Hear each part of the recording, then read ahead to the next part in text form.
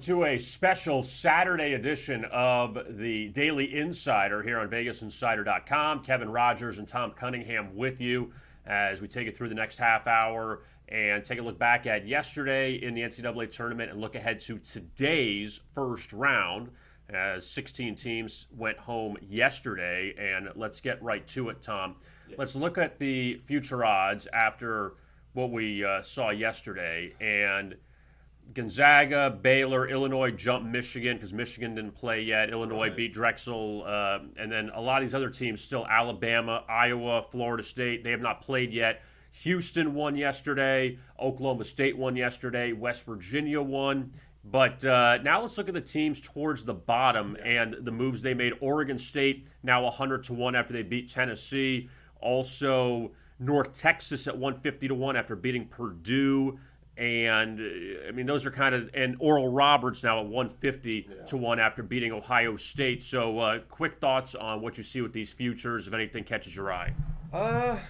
Nothing really catches my eye. Nothing really stands out. I still think Gonzaga, Baylor, Illinois, probably your best bets. I like Houston not to win it all. I like Alabama as well to reach the Final Four. So, I'm not too sold on taking those 1,600 odds yet.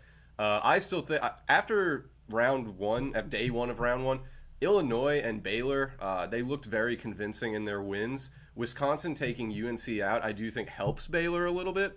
And I do think between Illinois and Baylor, of those two, if you're looking for a futures winner, I still think Baylor is a good pick.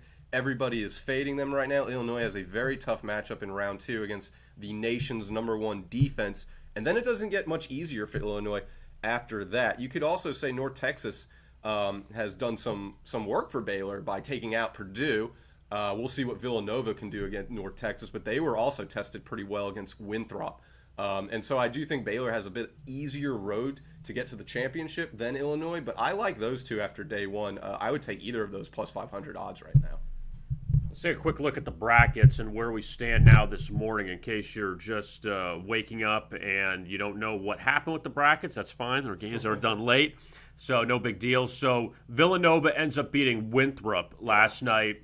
Easy, lay the 6. Right. They cover. So Villanova gets North Texas, who outlasted Purdue in overtime. Wisconsin had a huge win over North Carolina, and those are some of the day action. And also from the night, Syracuse blows out San Diego State. That wasn't even close. Yeah. Huge run at the end of the first half to open that one up. West Virginia beats Morehead State, and Rutgers knocks off Clemson.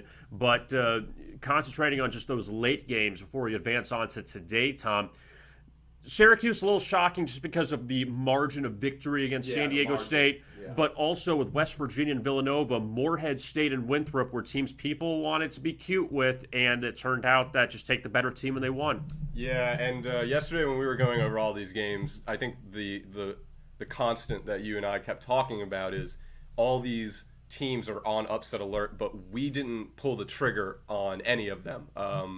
We felt that most of these upsets might cover, but they would not actually win straight up. Well, North Texas certainly proved us wrong, and that was a game Purdue actually came back and took them to overtime, and you would think the Boilermakers would then take it in overtime, and they didn't, mirroring what Ohio State did as well. You thought Ohio State came back, they tied it, they actually took the lead, and then they go to overtime. You think, okay, the Buckeyes have this game, they don't. They're upset as well. So I do expect a little bit more craziness today in these games, but for sure I would ultimately say that the biggest surprise, without a doubt, I think everyone would agree with, is Oral Roberts taking out Ohio.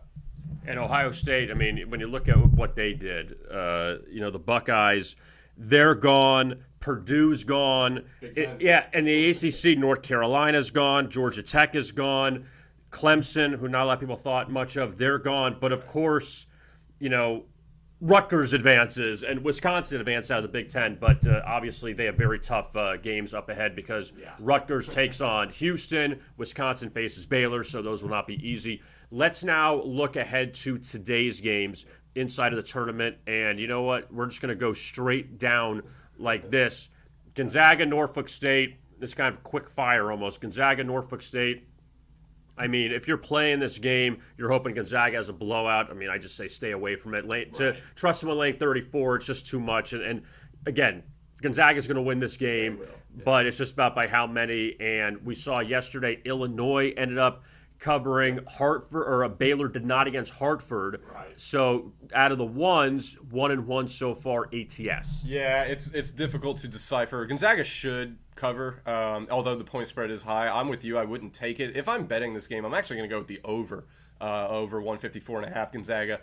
They've gone over a lot more times lately than they've gone under. Norfolk State, I expect them to probably touch 55 points in this game, so I would go over if I'm betting this one.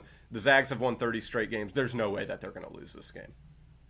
Oklahoma and Missouri, they face off at the 7:20 tip-off. Oklahoma, we know they have their issue. Their second leading scorer is out, COVID protocols. Missouri, again, such a roller coaster team this season with what they did as far as beating Arkansas, beating Florida, beating Tennessee, beating Oregon, losing twice to Ole Miss, losing to Georgia. You don't know which Missouri team you're going to get. Right. And again, it's going to be hard to think one of these two is going to beat Gonzaga in the second round. Oklahoma's 0-7 against the spread their last 7. Oklahoma was a team that maybe could have won the Big 12. And, well, I mean, I guess behind Baylor, maybe the second best team in the Big 12 at one point, but they fell apart. So it's just kind of like, you know, who's ever going to struggle to just get through this one, and now it's a pick 'em. Yeah, Oklahoma, they were a top 10 team at one point. So that is true. They have shown flashes of being, a top 2, top 3 team in the conference. Here's some interesting stat, though. Missouri, they've won 6 straight games when playing on a Saturday night. I don't know how, that's a very specific trend. I don't know if you want to run with that or not. But Missouri has lost the second half in 9 of 11 games. So what that tells me is if Missouri is up, and you see Oklahoma as a plus value live play at halftime, don't be afraid to jump on the Sooners. But I do think there is a little bit of an advantage here with Missouri because, as you mentioned, Kevin, Harmon's out for Oklahoma. That's a huge loss, but they still have Manick, they still have Reeves, and I don't know. I think I would take Oklahoma at plus value live at halftime if I looked at the game and I felt like Oklahoma could come back. But if I'm betting this game before the game starts, it just seems like Missouri would be the better play. I don't think Missouri is in plus value to start the game, however. I think they're minus 107 as an underdog. So if I'm betting this game, I'm going to wait. I'm going to watch the game play out, and if I think Oklahoma has a chance to come back and win, if they're down at half, I'm jumping on a plus value live bet with the Sooners.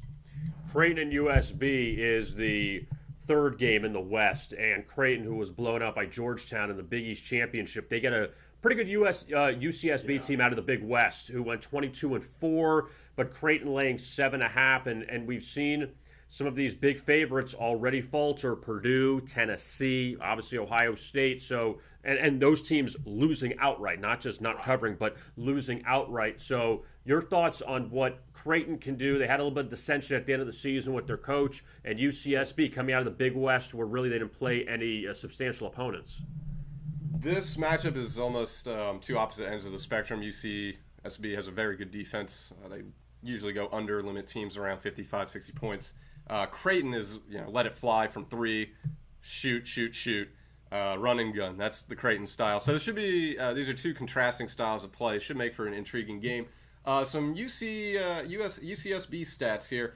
Santa Barbara, they've won 11 straight games when playing during the daytime. Now, I don't know how much that's going to have an effect here, but we do sometimes see earlier games, the better teams almost sleepwalk. We saw it a little bit with Arkansas against Colgate. They started off slow before they got things into a second gear. So the day games are definitely ones to watch. Watch favorites playing during the daytime, how they start the game. Also, going to what I just talked about, Santa Barbara has won the first half in 10 of 11 games this season. So, although I don't like Santa Barbara to pull off the upset, a possible hot start leading into halftime before they ultimately lose the game to Creighton does seem likely. Don't be afraid to take the Gauchos playing well in the first half of this game. The winner of that game gets either Virginia or Ohio, and Virginia landed in Indiana yesterday. They had the COVID protocols. They were out the 7 days after they had to bail in the ACC tournament. So they also didn't practice. They had a lot of Zoom meetings, that according to Andy Katz on the broadcast yesterday. They get Ohio. Ohio, who won the MAC, pretty good team this season in that conference, and that's a team that a lot of people are looking at to pull an upset.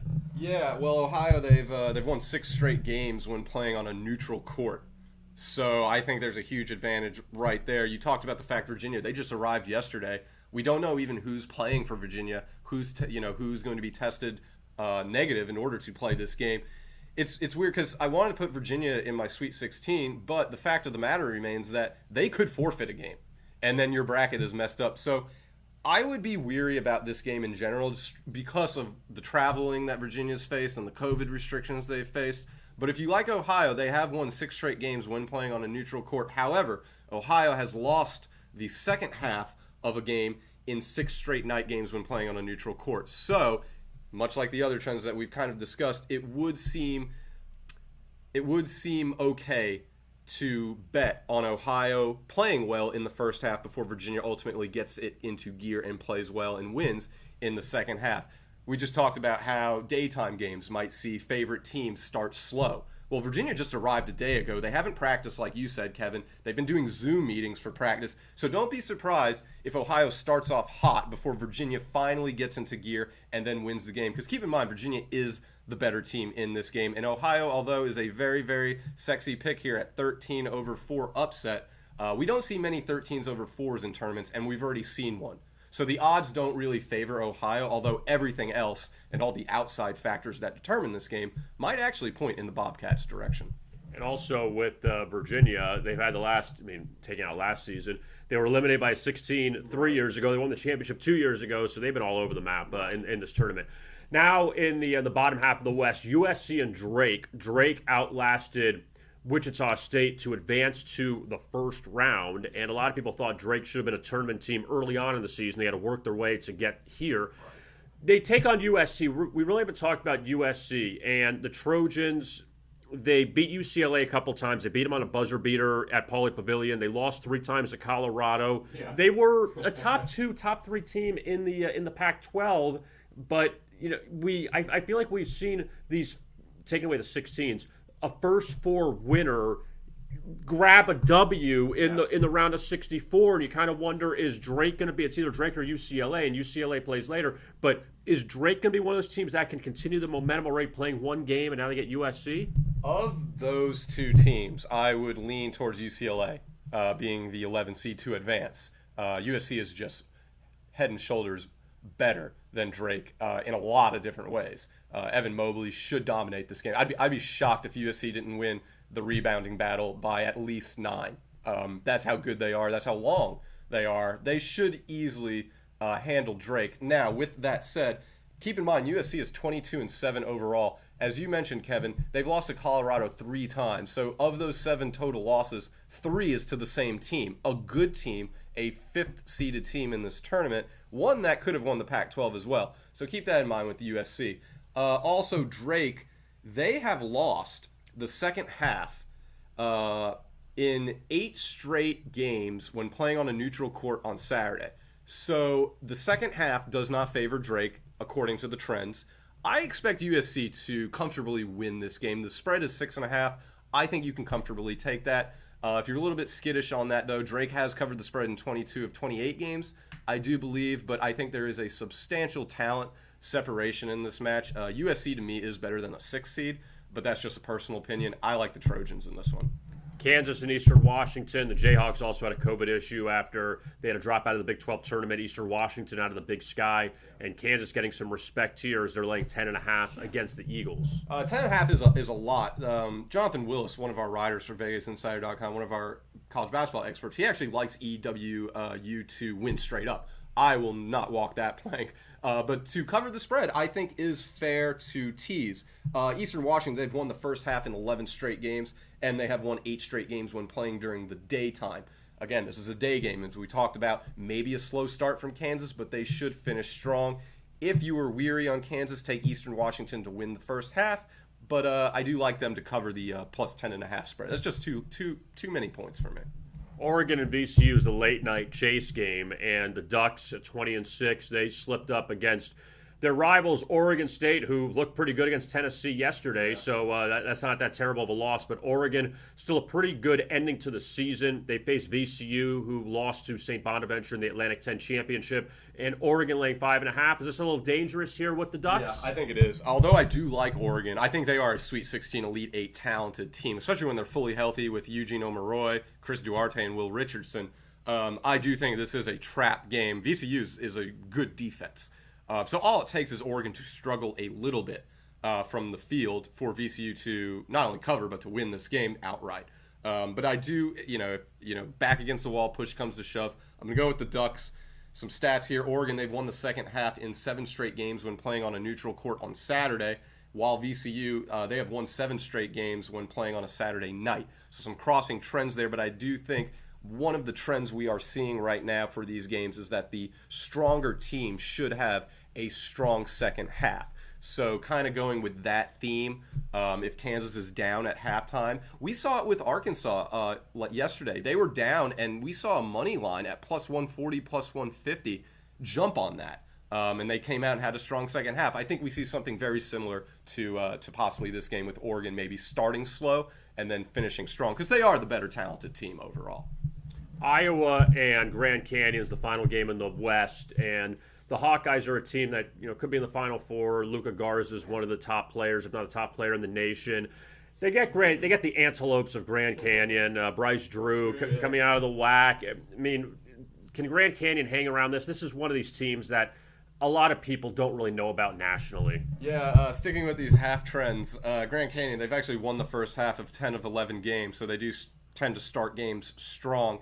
Iowa doesn't play great defense. They are ranked in the bottom 222 nationally for points allowed per game. So I do think that might keep Grand Canyon within the 14.5-point spread, but there's no way that the Antelopes win this game. Iowa's too good.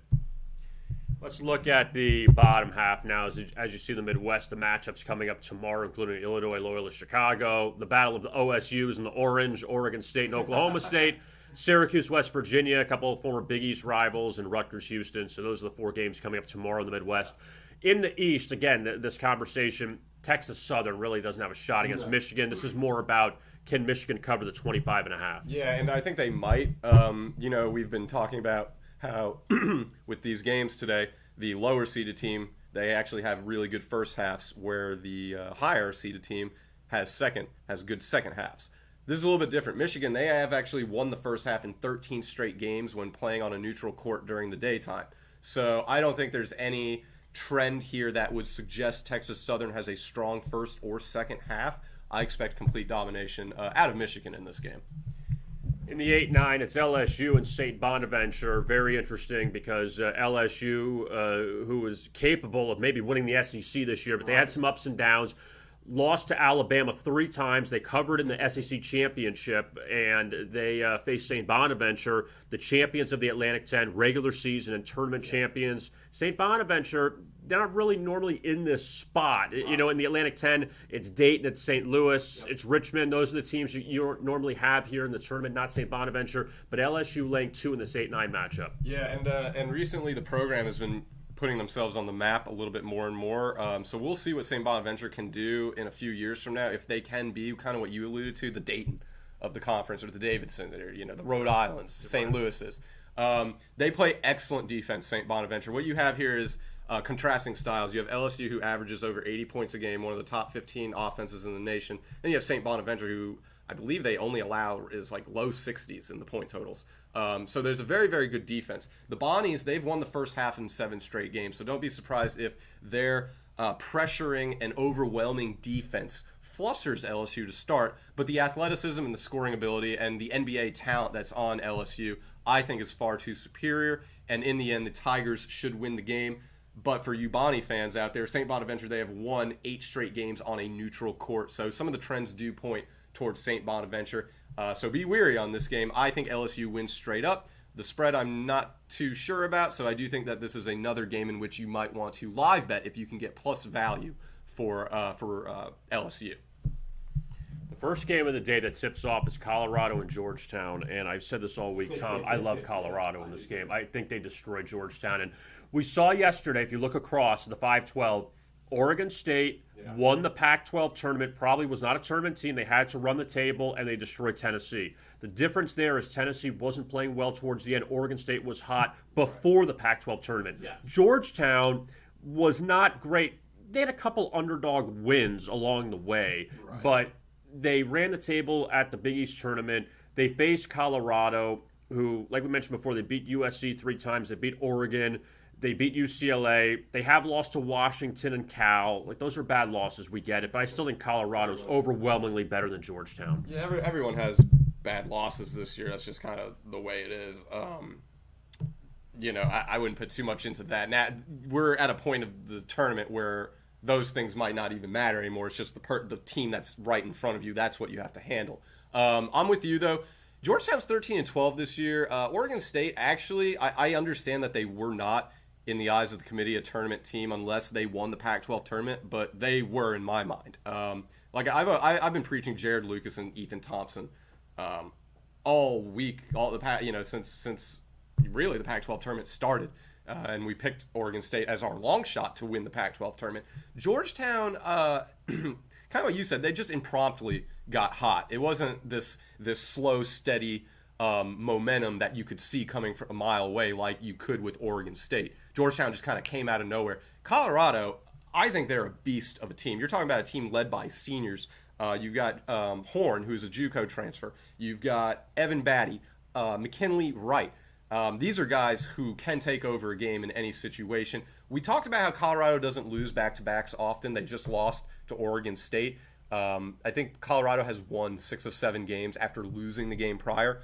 Also, Colorado plays very good during the day. I don't know what it is about Colorado during the daytime, but the fact that this is the first game of the day, I actually do think helps the Buffaloes. Colorado has won 8 of its last 9 games when playing during the daytime. So I'm with you. I like the Buffs. The spread has moved up, a bit worrisome, but the public seems to be going with Colorado as well. I just think Colorado is a sleeper. Not a lot of people have watched them this year, and they're really good. And they're tough and physical, which I do think you need to beat a Patrick Ewing team. So give me Colorado.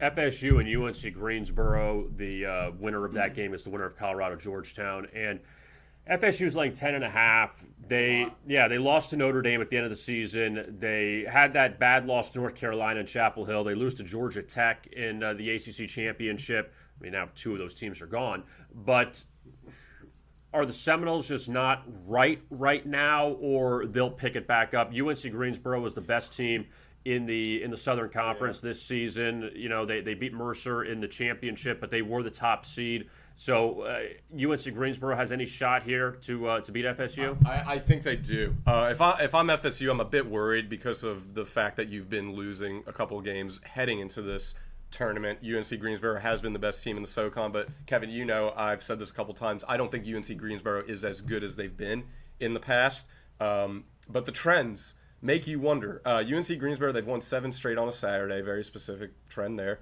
UNC Greensboro, they've won the second half in 9 straight games when playing during the daytime on a neutral court.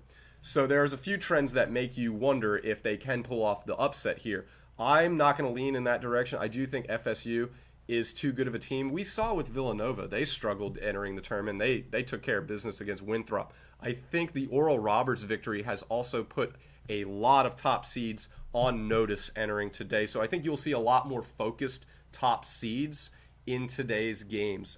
So give me Florida State. The 10.5 is huge, though. What are you going to take that? What are you going to do? I'm going to just pass and sit back and watch it and not worry about it. That's the easy way to do it. So BYU and UCLA in the bottom half of that East.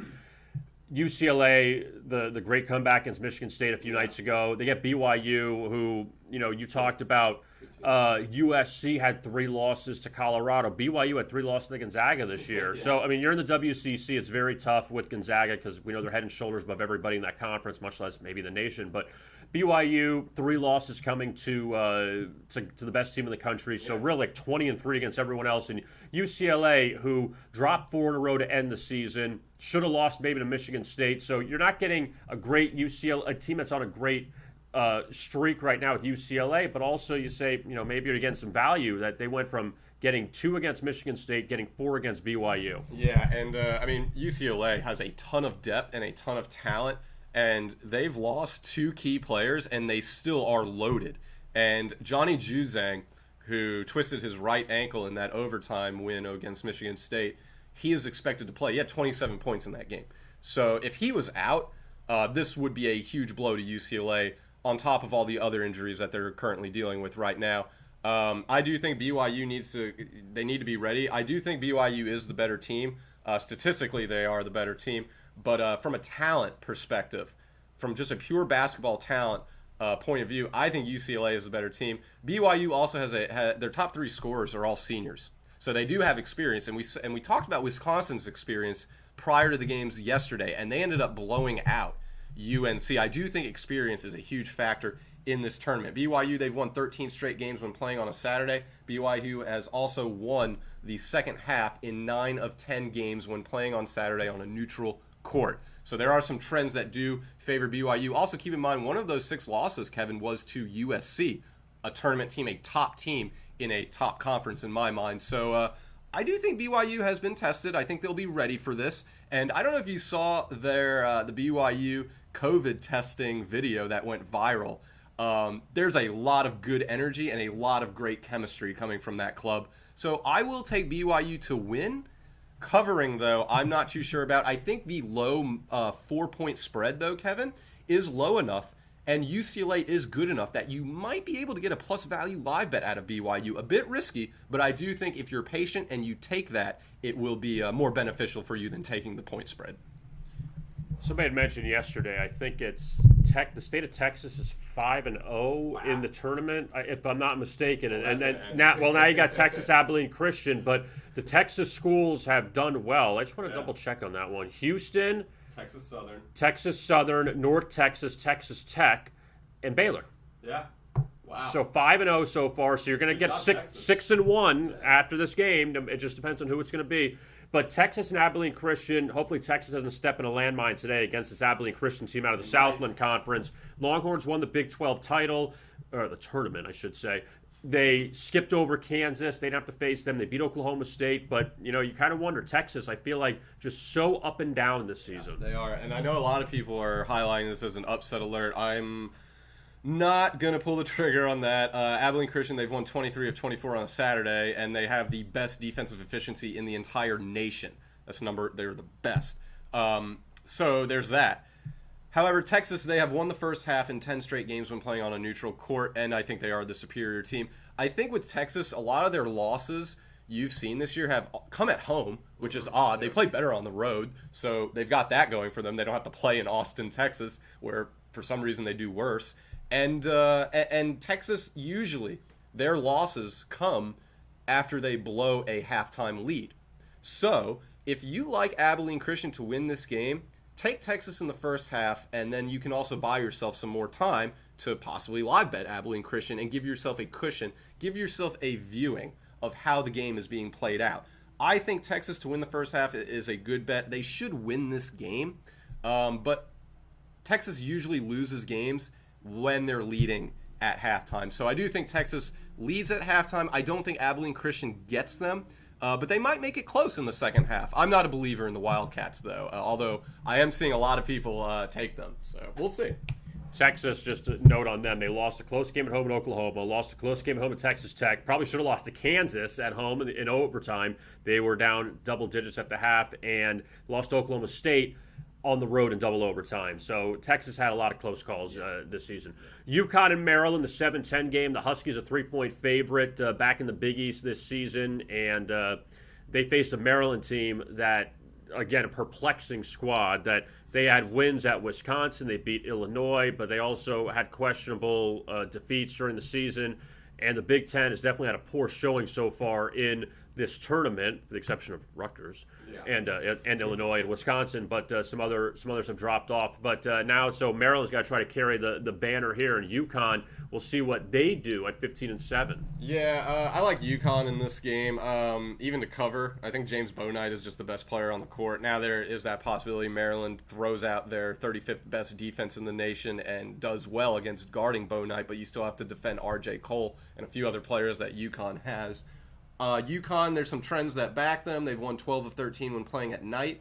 They've also won the second half in 7 of 8 games when playing at night. So although this game might be kept close, I think UConn wins. They should cover the 3. If you're weary on that, though, do what I've been recommending, and that's live bet. Live bet for plus value. Live bet the better team. We've seen it all in the first day, I would say, outside of Ohio State, Oral Roberts, because Ohio State didn't actually pull it off, and maybe even Purdue as well. But we saw a lot of favorites start slow, see their money line drop to plus value, and then they end up running away with the game. So I think that this might be something where Maryland keeps it close, and UConn might see plus value, and you can take them. But ultimately, UConn should win a close game here. They do have the best player on the court. And the final game to look at, Alabama and Iona. Patino against Nate Oates. We're going to see who's going to dress better today in this game. But Alabama, I like them to go to the Final Four. I think they're one of the best teams out there. And Iona, they didn't play a lot of games this season. The Metro Atlantic had a lot of COVID issues, so just 12-5 for Iona. But Alabama, I just think, is one of the best teams in the country. Yeah, there is a trend for Iona where they've won the first half in 10 of 11 on a neutral on Saturday. I don't think that matters. Alabama, they've won 7 straight games when playing during the daytime. They're averaging about 80 points per game. They shoot a ton of threes.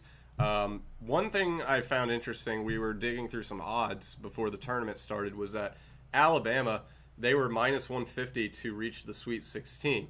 That means they just have to win 2 games.